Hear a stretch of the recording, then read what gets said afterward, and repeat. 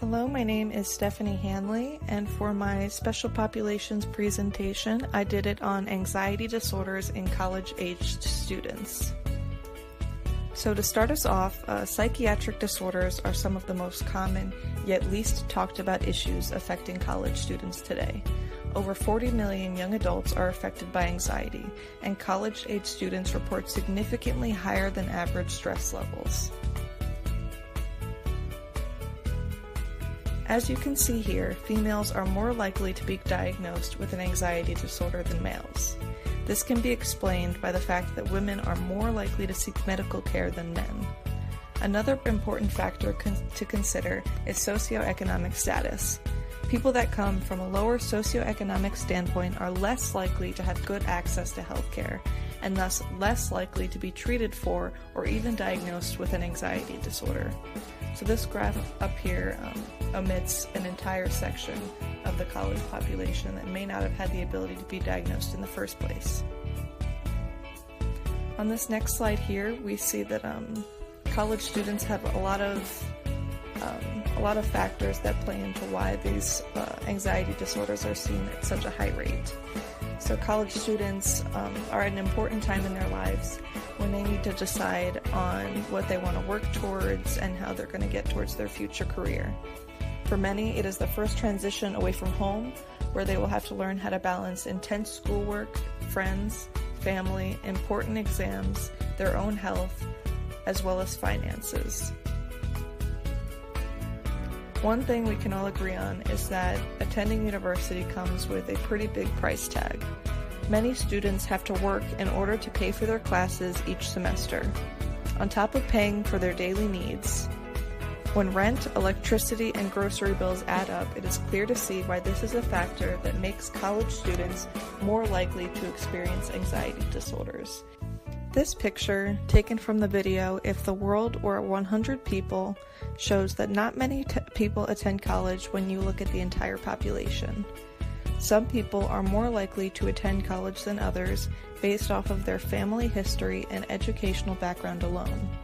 When you take this into account, it can explain why some students are at a bigger disadvantage as well as more at risk for anxiety disorders.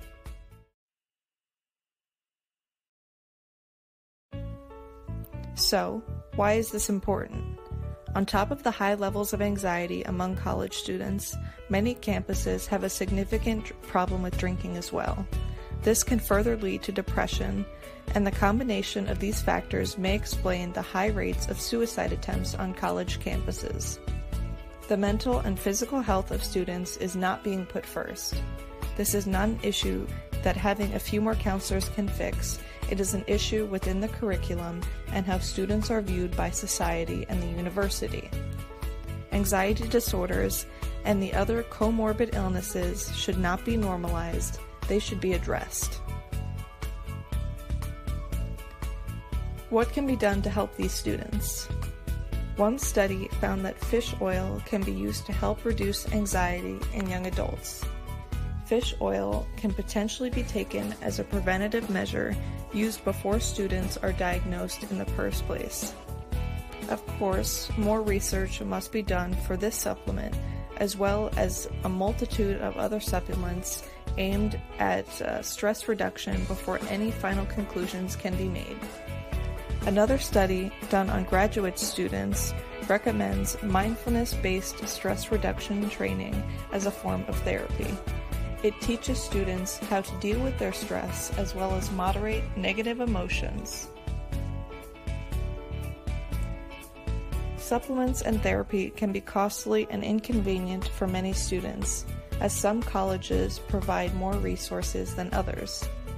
Because of how important the internet is to every college student, researchers developed a web-based intervention to combat the prevalence of anxiety disorders. It works by targeting underlying factors that put students at risk for anxiety disorder, and it is a favorable way for students to reach out for help. The goal of this intervention is to improve academic performance and lower the number of classes students drop due to mental and emotional strain. It is a new way of engaging students and helping them have more control over their mental health.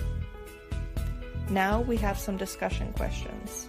For the first one, think about the number of times school has caused you an abnormal amount of stress and how you react to it. From a social point, how do we as students normalize the idea that this stress is okay? Some treatments described include therapy and supplements. Why is this not enough to truly help students? What are some things that can be changed within the school itself to decrease the prevalence of anxiety disorders?